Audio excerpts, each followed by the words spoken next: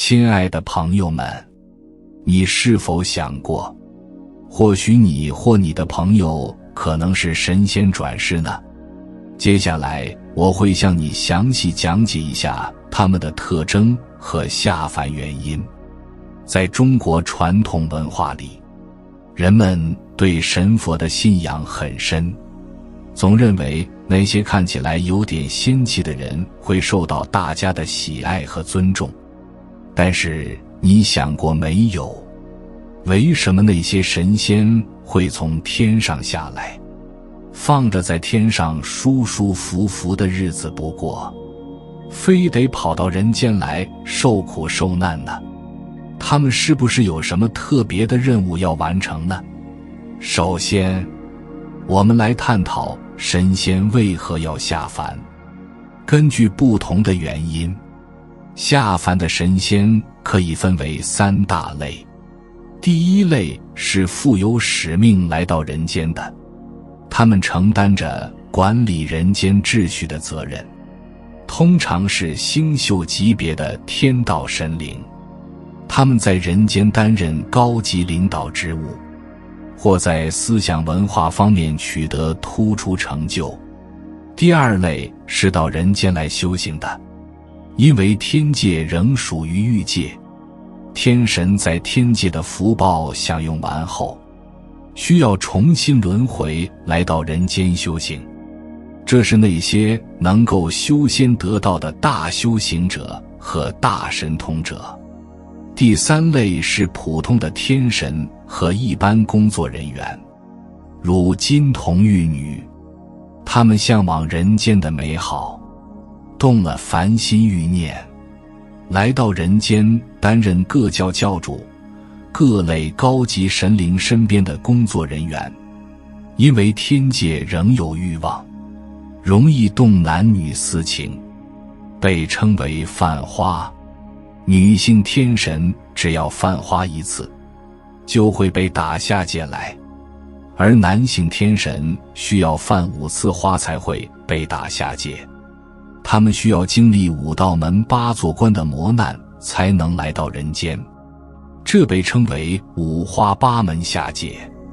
这类人大多投生到经济条件较好的家庭，少儿时眉清目秀，聪明伶俐，但学习大多不好，尤其是数学和外语最差。这些人大多信命，情感复杂，婚姻结局不好。这部分人最易通灵，少部分人能读到高中或考上大学，但一般会在高3或大一出问题，出现偏执、幻觉、躁狂、抑郁等症状。一部分人甚至可能离家出走，出现意外，结局悲惨。另一部分表现为神经系统疾病，从神学角度说，是天界派灵体来给他们制造磨难，让他们尝遍人间苦难而不愿再留住人间，重返天界。这里一部分人因为有天道根基，而能与天界地界的灵体沟通，成为通灵者，转达天意，留住人间。另一部分皈依佛门以修来世，还有的经活佛或高能量之人灌顶，改变了信息场而转变了命运。具有特殊功能之人，也是负有使命之人，上苍给了你这个能力，就是让这些通灵之人济世救人。而有很多通灵之人运用手中特有的法力，图一己之利而害人，终会遭天谴。第二个问题，什么是天界众生，以及它包括的范围有哪些？天界众生是一个广泛的概念，它包括多种生命存在形式。具体来说，可以分为天庭生命存在、天人的生命存在。佛界护法生命存在，道界护法生命存在，以及民间宗教信仰中的各种神灵护法生命存在。这些生命存在有着总体特征的相似性，但由于来源不同，他们各自具有不同的性格特点。天界来的人具有共同的特征，但投生到每个家庭后，由于环境和经历的不同，所表现出来的性格特征也呈现出多样性。家庭因素对于天界众生在人间的生活至关重要。如果祖上积德，家庭有良好的阴宅风水，父母和亲属性格和善，且不受到意外因素的冲击，这些天界众生可能会健康成长，成为有用之才，通常是智力超常的人。因此，并非所有来自天界的孩童都会有问题。关于天界中投胎到人间的弟子，分为神和仙两种类型，他们之间有哪些区别？天生万物皆有所用，散仙们应散落在各地，为民众指点人生，趋吉避凶，化解灾难。而主宰天地大正方针则是神的责任。神与仙是有区别的，神是管理各级秩序的公务员，他们行使着权力，而仙们最多只能对神的世界施加影响。在天界，玉皇大帝管理神灵，王母娘娘管理仙灵，玉皇大帝统领各级神灵，行使天界赋予的权利，王母娘娘则管理各级仙灵的秩序，并举办每年一度的蟠桃会，以奖励各方各界的大仙们。例如，不懂规矩的孙悟空硬闯蟠桃会遭到了惩罚，他的弼马温官职虽小且未入流，但也属于公务员系列，所以天界的马匹没有不怕他的，因为他是属于神，所以不在王母娘娘的邀请之列。世上没有绝对的自由，也不可能有真正的自在。散仙们实际上都在神的管辖之内，只要不出格，不越界，神对仙的行为一般不会干预。但如果出格越界，神就会进行管理。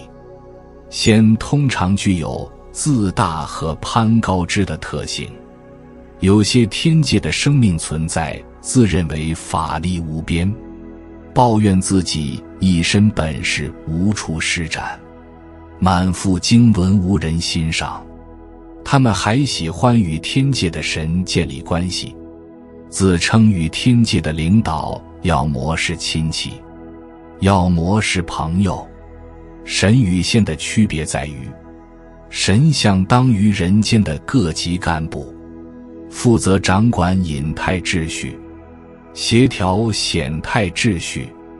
神大多是由人修行而成，其成因主要有以下几个方面：一、原有的根基加上累世的修行；二、由天界选拔而来，经过领导的评定；三、靠自己的努力争取和打拼；四、通过推举，生前为某一方做出贡献，受到当地百姓的拥戴，得到香火供奉；五、通过引进，引入外来的具有先进思想的神灵，能带来社会进步，使民众受益。所以你看出来了吗？神仙的系谱是不断增减变化的，神位可以升任，也可以降职，甚至可以解除。仙籍可以获得，也可能丢失。隐态世界因此充满了竞争，虽然心灵自在，但存在风险，有很多不确定因素。虽然身体辛苦，但名正言顺，顺序提拔，前途有望。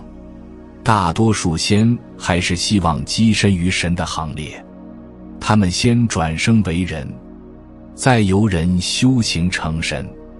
第4个问题探讨的是，为什么大仙们要出马征战，要积累功德和香火？答案是为了进入神的行列而努力奋斗。因此，我们要正确理解大仙的本质，他们意在帮助、助人和度人，为人化解灾难。然而，由于大仙源自动物灵体，他们缺乏对现实世界的理解能力，如果不能正确的助人，可能会被人的贪欲误导而违反天规。因此，真正害人的不是大仙，而是人。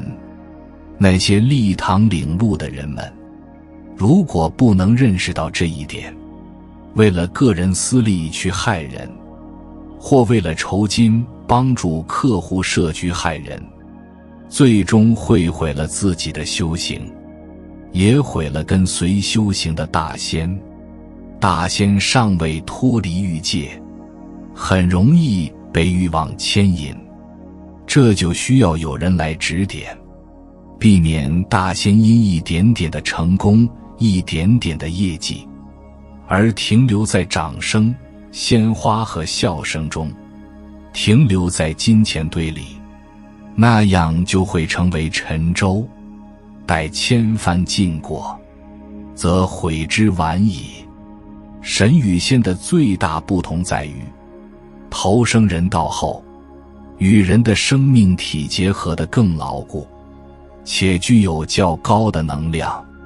他们是担负管理隐态和显态秩序的使者，很少会发生附体现象。他们也可以通灵，但通灵的方式是运用超自然力的，眼、耳、鼻、舌、身、意等各种神通，或者以超人的智慧引领时代。但因前生源自神的世界，自然也会有性格上的缺陷。好在神投生为人，具有自我控制能力，能够接受指点而修正缺点，而往往为神指点迷津的，却是那些通灵的大小地仙们。地仙指点天神，土地公给孙大圣领导，高层领导要走访基层找思路，这就是上下呼应，神与仙共生共存，互为依托的关系。如果接下来的话对您有所帮助的话，请在离开前按个赞给我响应，在评论区留下我是有仙缘之人。历史上那些由星宿下凡而成就伟业的帝王将相们，有哪位莫在发迹之初得到地仙们的指点？但指点归指点，权力还在神的手中，只有神才有任免权力，才可以为仙家批文封号。因此，出马立堂的一个重要规则，就是要有神权的法师立堂，封号才灵验，大仙们才能合法的施展才能。或者在立堂的同时供奉观音菩萨、三清四御也可以。大仙只有以佛菩萨或神来依托，才有合法的地位，才能有效地开展工作。第5个问题关注的是，为什么现在有众多天界生命选择投胎到人间？每当世间迎来繁荣昌盛，伴随着人们生活水平的提升，人间便成为天道生命趋之若鹜的目的地。自20世纪80年代起，天界众生目睹人间的和谐安宁与欢愉生活，心生向往，纷纷选择降生凡间。这众趋势从那时起便日益显著，因此在80后群体中，思想、性格和意识上的问题开始增多，而90后更是迎来了一个高峰期。那些来自权力机关的天道群体，在投生时拥有优先选择权，他们大多选择出生在条件优越的家庭，即便原本家庭条件不佳，天道孩子的到来也会迅速改善家庭的经济状况。由于他们来自权力核心，这些孩子在性格上往往表现出一种高人一等的气质。若来自天人阿修罗界，他们可能性格固执，独断独行，不愿听取他人意见，不接受劝告，坚持己见。这些来自天道的孩子们，习惯了前世运用权力的生活，情感智商不高，自我中心，面对挑战和困难时缺乏持久耐心和坚强意志，容易受挫。他们曾于天庭中担任要职，身边的神灵都会对他们表示敬意。这些孩子通常在工作和生活中较为顺利，处事容易得到他人支持，但难以承受大风大浪。地界神灵的敬意反而可能成为他们问题的根源。从出生到青少年的成长过程中，越来越多的地界灵体前来奉承，试图与这些来自权力机关的孩子建立联系，这最终耗尽了他们的精力，导致阳气不足，元神不稳，性格变得忧郁。最后，我们来概括一下真正的神仙转世的共同特征：一、出生后常常遭遇困难和疾病，体质通常较弱；二、生命中至少有一次死里逃生的经历；三、性格温和，慈悲为怀，不忍心伤害生命，对金钱看得很淡；四、倾向于内向，不喜张扬，行事低调；五、智慧和悟性高，对灵界事物接受能力强；六、经常梦见神秘场景，如天堂、地府，或是接受异人教导，但醒来后记不清；七、偶尔出现无缘无故的头晕，但很快好转，对灵异现象有感应，特别是在庙宇等神圣之地。如果你符合上述大部分条件，那么你可能就是神仙的转世。而要确定是否真正的神仙转世，还需要满足以下条件：一、身上有7星图案的标记，通常是由红、黑、白色的斑点合制组成；二、阴阳之气分离，最明显的特征是手心和手肘的颜色界限分明；三、不自觉地知晓许多天界的事情；四、经历过梦中接受任务的情景。如果你连这些条件都满足的话，那么你就真的是神仙转世了。说了这么多神仙转世，那么我们普通人难道就不能成为神仙吗？接下来我就说一说我们如何能成为自己的神。阅读这段话时，可能有人会认为我在胡言乱语，是在传播迷信。先别急着用你那二元对立的思维给我贴上标签，做出判断。看完之后，你可能会发现不同的见解。你有没有思考过，为什么有些人尽管努力却不见成果？为什么许多人的人生充满了遗憾？为什么有人总是用一切都是命中注定来为自己的无能为力找借口？这其中的主要原因是他们的人生受到了太多的限制，无法看清事物的本质。众所周知，我们都生活在三维世界中，谁能摆脱三维空间的限制，谁就能过上更加自在的生活。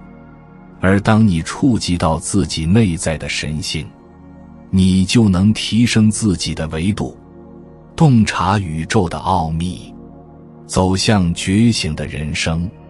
到了那时，这些限制还会是限制吗？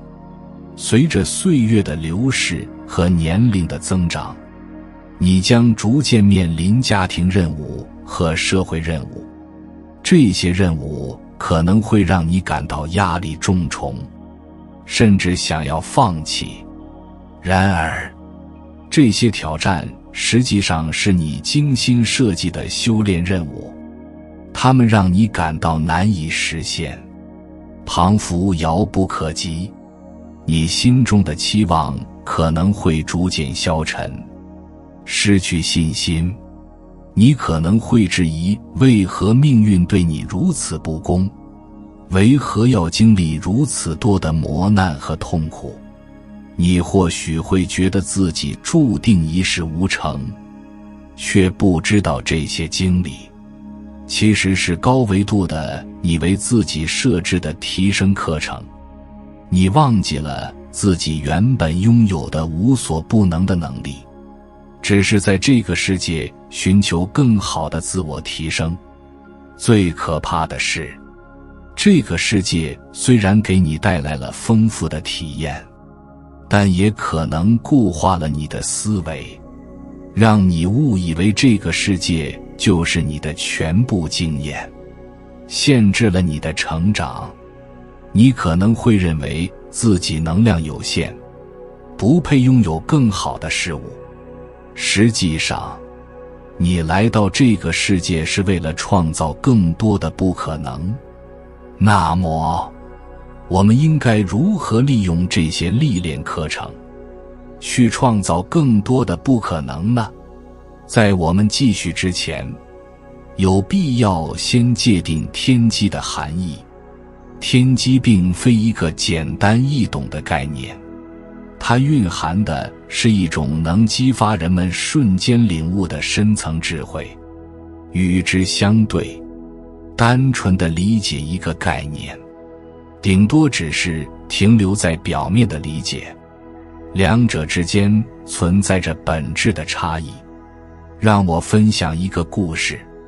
在非洲的一个小部落，男性表达爱意的方式是使用鞭子抽打女性，他们认为抽得越重，爱意越深。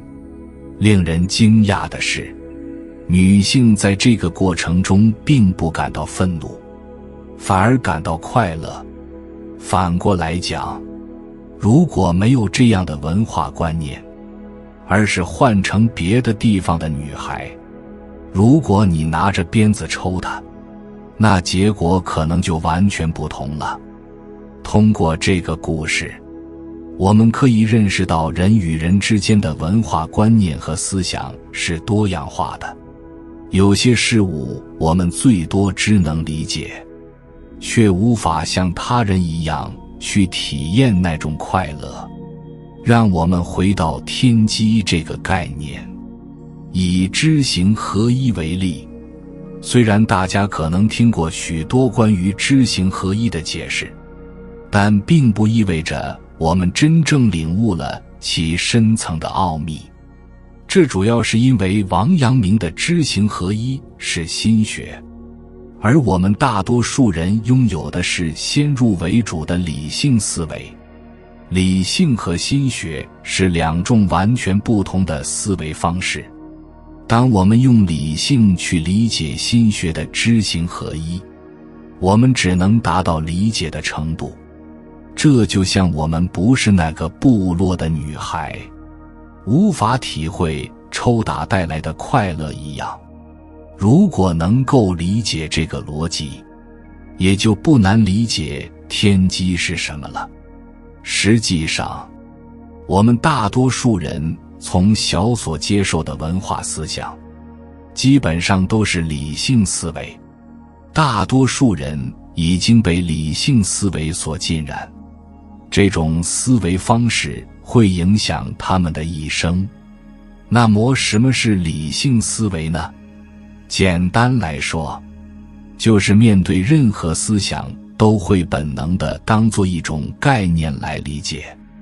比如关于知行合一的各种解释，有人说知行合一是知道要做到的意思，也有人说知行合一的知是良知，要秉承良知行事的意思。很显然，无论哪种解释，理性思维总会把它当作概念来理解。当我们将这些解释当作概念来理解时，我们就会认为这些解释可能一个比一个厉害，一个比一个对。理性思维就是争对错、争是非的，他认为最能接近真理。然而懂了那么多，到底有什么用呢？懂了那么多，也不见得能够过好这一生。所以王阳明提出了心学体系。所谓心学，就是首先我们要跳出理性思维。当我们跳出理性思维后，我们就会发现知行合一不是一个概念，它就是一个规律。规律就是天机，而当我们把它当作天机和规律时，我们会发现知行必合一。也就是说，人都不会干出他内心之外的事。比如说，一个人骂人的时候所说的最恶毒的话，一定是他自己最怕的东西。再比如说，一个人所看到的最激动的东西，背后也一定有相应的缺失。所以知行合一不是一个概念，它就是一个天机，一个规律。因此我们不要用理性思维来思考它，要当规律当天机来执行它。如果我们做不到超越自己的理性思维，我们就领悟不到天机。换句话来说，天机就在那里，我们只是看不见而已。如何超越呢？就是不要再去用自己的头脑贴标签下定义，把所谓的概念升华为一种天机或规律，然后观察就行了。在观察中利用，在利用中实现。了解了天机的内涵后，我们将带着这种认识，继续探讨如何与我们的神性相连，实现意识层次的提升。既然我们渴望超越三维空间的限制，首先需要明确三维空间的本质。西方观点认为，三维空间是由点、线、面构成的世界，而我更倾向于用天人合一的概念来解释。无论是老子的三生万物，还是孔子的天地人三才，我们的世界都离不开三个核心元素：时间、空间和真我。任何事件如果脱离了这三个要素，就失去了其意义。这三个要素既是限制我们的枷锁，也是解锁人生奥秘的关键。若你能突破这些限制，你的人生将迎来全新的篇章。首先，我们需要洞悉时间的本质，打破时间的局限。时间是人类用来记录万物不断变化的概念。在时间维度中，不断变化是核心，也是自然规律，我们称之为道。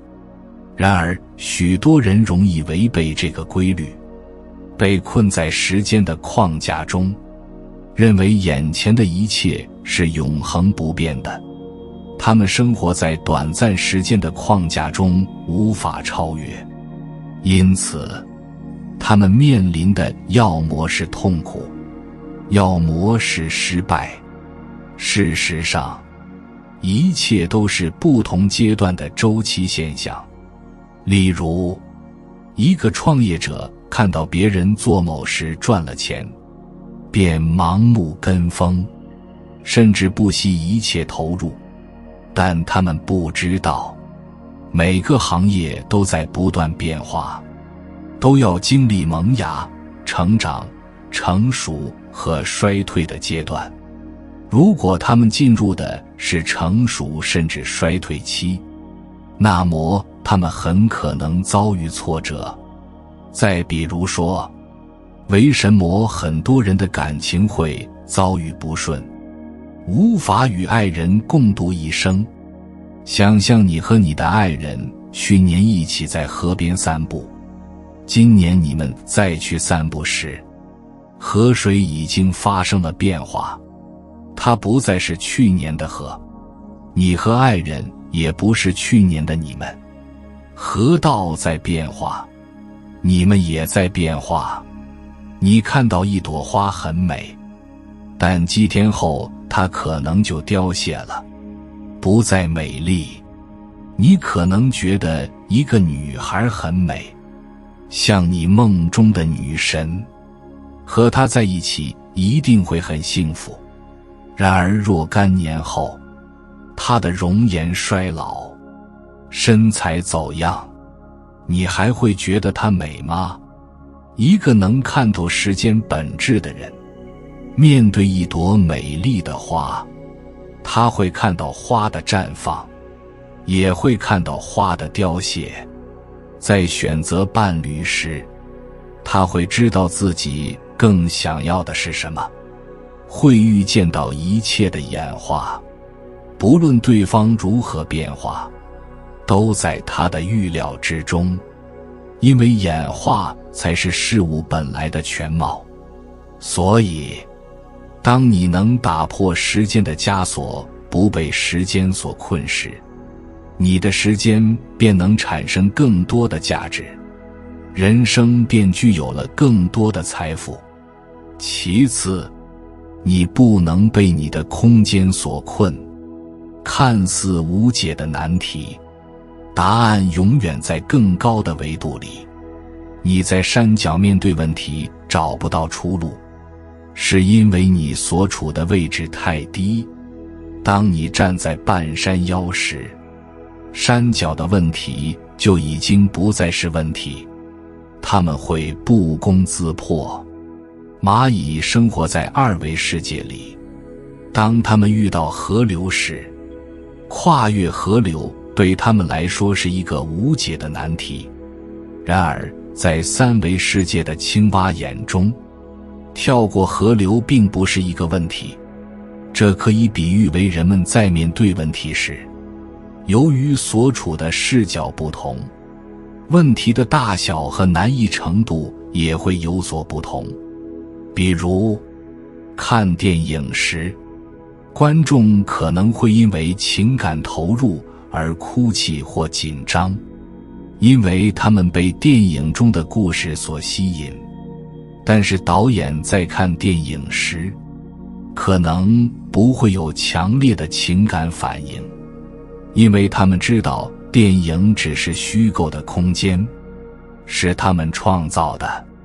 同样，人们在情感上受到伤害，往往是因为他们被困在特定的关系空间中，无法抽离。如果你能从这个关系空间中抽离出来，全身心投入工作或另一段感情，那么你就能进入另一个空间，从而摆脱情感的困扰。在公司工作是一个空间，你在其中是老板或员工；在家是一个空间，你是妻子或丈夫。每个空间都有其独特的规则和意义。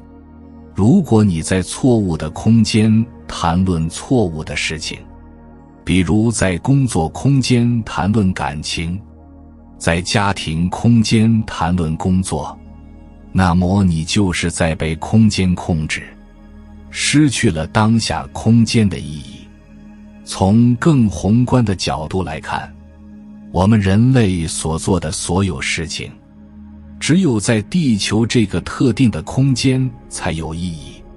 一旦离开地球，一切都会失去意义。这就是空间对人类行为和情感的影响。我们的人生就是在不同的空间之间穿梭。当你进入一个新空间，你需要适应这个空间的规则。这些空间看起来好像在束缚你，但当你提升思维的高度，从高处俯瞰你的空间环境，你就能开启上帝视角，很多问题都能迎刃而解。例如，在感情中遇到矛盾时，如果你只局限于当下的环境，可能会觉得问题无解。但如果你把时间线拉长，想象你们相伴一生，你当时的处理方式一定会比局限于当下要高明得多。再比如在公司，如果你只是一个小职员，你可能只考虑自己的小圈子。但如果你把自己所在的空间想象成整个行业，你会意识到，其实你并不是在为老板工作，老板只是你的垫脚石。甚至从某种程度上说，老板也在为你工作。不识庐山真面目，只缘身在此山中。如果你能同时置身于当前的空间，又超越这个空间，做到既入世又出世，那你必定会比常人拥有更多高明的方法。最后，也是最重要的，就是放下我执，找到真我。很多人的痛苦、烦恼、迷茫和失败，根源在于从自己的角度出发，给他人和世界下定义。当你给一个人或一件事下定义时，就等于给这个事物设定了限制，从而限制了这个事物的发展。从自我角度出发，人们往往活在感情和欲望中。情感和欲望是人性的一部分，而大多数人生活在情感和欲望中，这是最大的问题所在。每个人都从自己的角度出发，争取更大的利益，满足更多的欲望。因此，很多人表面上和睦，但内心深处却存在对立。如果你能养成经常从这3个角度来考虑问题的习惯，你的人生痛苦就会越来越少，快乐越来越多。你会发现生活真的很美好，真正进入自己的觉醒时刻。非常感谢你能看到这里，希望能对你有所触动和启发。我们下期再见。